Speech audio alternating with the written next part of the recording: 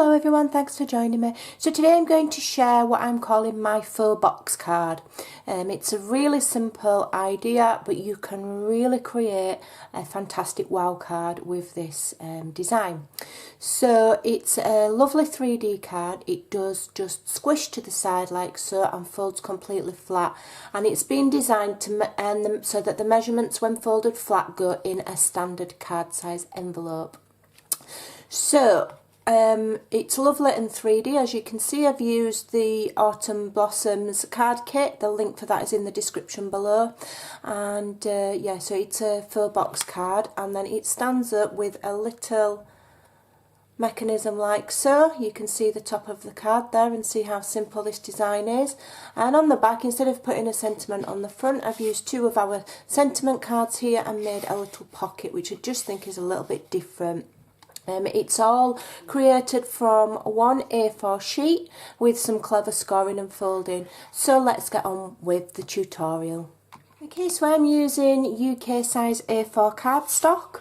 You can still make it with any other size, you just might need to adapt it ever so slightly. So on the short side here, we're going to cut to 5 7/8. Okay.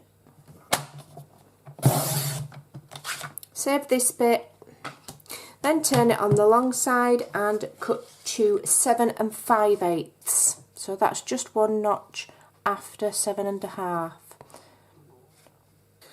So 7 5/8. Now save this part because you can use that to make your stand at the back. Okay. Now grab a scoreboard. If you don't have one, you can use a pencil and a ruler. Or a blunt object to score with. Let me just grab my scoring tool. So on the long side here, we're going to score at 1/2 inch. I can just make sure I'm in frame. 1/2 inch, and I do work in inches. You can easily convert it to centimetres over on Google. 1/2 inch, 1 inch, 1 1/2. And 2. Then I move over to 5 5/8, which is there. 1 2 3 4 5 there, sorry, I beg your pardon. 5 5/8, 6 1/8, and 6 5/8. I have to count to remind myself. Score, sorry, I lost where I was on my list of measurements then, is 7 1/8. Okay, so you've got 1 2 3 4 1/2 inch scores at that side and 1 2 3 4 1/2 inch scores at that side. Okay, so then what you want to do is fold and burnish all of those.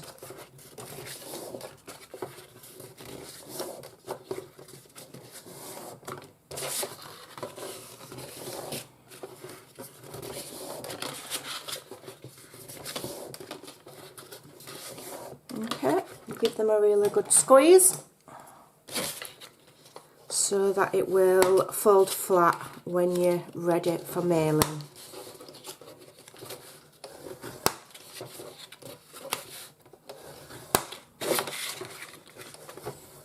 I'm using quite thick cardstock here so that it's nice and sturdy. I think this is about 200 GSM, but you could do it with thinner card, but don't go too thin. And then all you need to do is construct your box shape like so. So the very last score here will glue against that score line there. Okay, so I do always use wet glue. I just find that it holds nicer, and especially when it's something that's going to fold flat, the last thing you want is the tape coming undone. Okay, so you glue that strip and we're going to just roll it around. You could even just fold it flat like so and then fold it in half.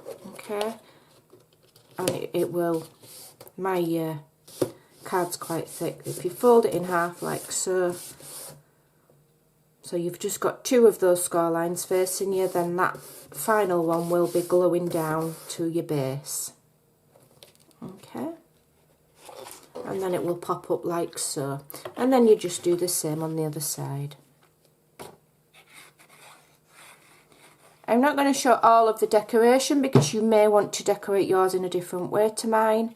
But basically you will mat and layer this part with some pretty paper, and then you can decorate it however you choose. What I have done is I've fussy cut elements from our card kit, and I've fussy cut one of the bouquets in a basket, and it's just nicely wide enough to, it's actually glued to these side parts here by the leaves, so it's just tacked on with glue by the leaves, and then I've added glue to the basket at the bottom of the basket there and tacked it onto this little fancy border strip, and that's all you have to do. So then the centre of the card is completely hollow, so you can fold it flat, and then just add some little cute little elements that are hanging off the edge there to make it look even more 3D. Okay, so it's really simple. So when that's dry, that all pops up like so.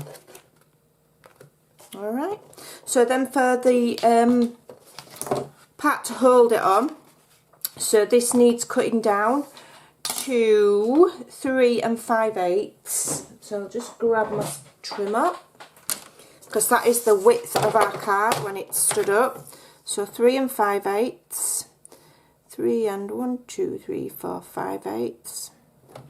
There. I always count my measurements to make sure I don't pick the wrong one.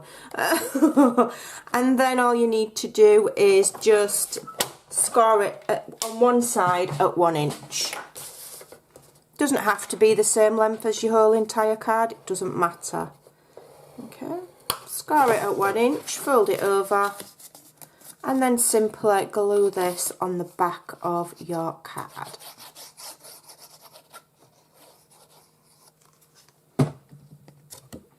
And what you want to do when you're gluing this on is line up the bottom of this with the bottom of your card, like so, and then just attach that on.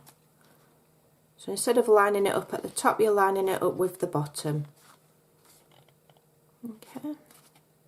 Another reason I use glue is because then you've got some nice wiggle room to make sure it's all straight all the way around. Okay, and then you can fold your card flat if you want and give it a press.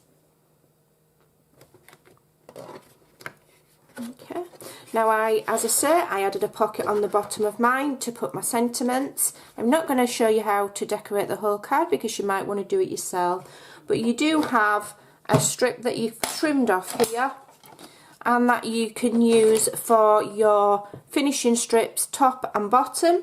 I'll come back and show you mine. Just used a fancy border punch, and I think I cut it to about, let me measure. So I've cut mine to about 3/4 of an inch and then used the border punch, maybe just over. Let's have a look. Yeah, 3/4 of an inch. So cut your strip, do your fancy punching, and then cut it to 3/4 of an inch. Smaller will do. All that's doing is it's bridging the gap there to complete your box style look. And that is how you make the faux box card. I hope you'll give that a try. Thanks for watching. Take care, and I'll see you very soon. Bye for now.